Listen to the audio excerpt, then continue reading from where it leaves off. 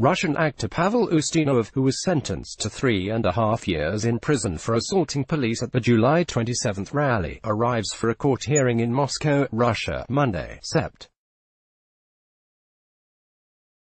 30, 2019.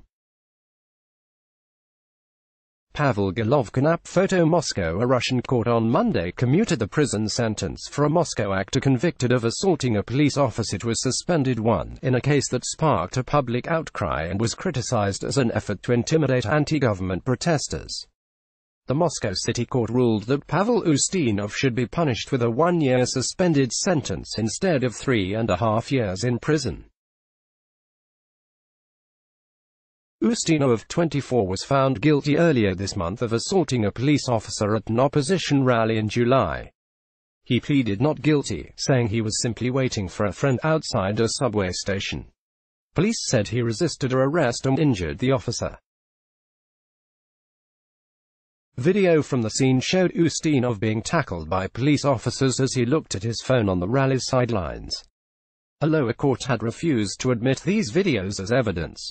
Ustinov told reporters after the hearing that he will continue with appeals to clear his name. "I have not committed any crime," Ustinov said. The police officer told the court earlier that he suspected Ustinov because he was looking at his phone and could be coordinating riots. Ustinov's imprisonment caused an outcry, with people picketing the presidential administration building for days in a show of support. More than 25,000 people attended a rally Sunday in support of those who face charges of rioting and assaulting the police at the July 27 rally. Protests erupted in Moscow in July after officials refused to allow a dozen independent and opposition candidates to run for the Moscow city legislature in the Sept. 8 vote. Rallies drew crowds of up to 60,000 at a time, the largest show of discontent against President Vladimir Putin's rule in 7 years.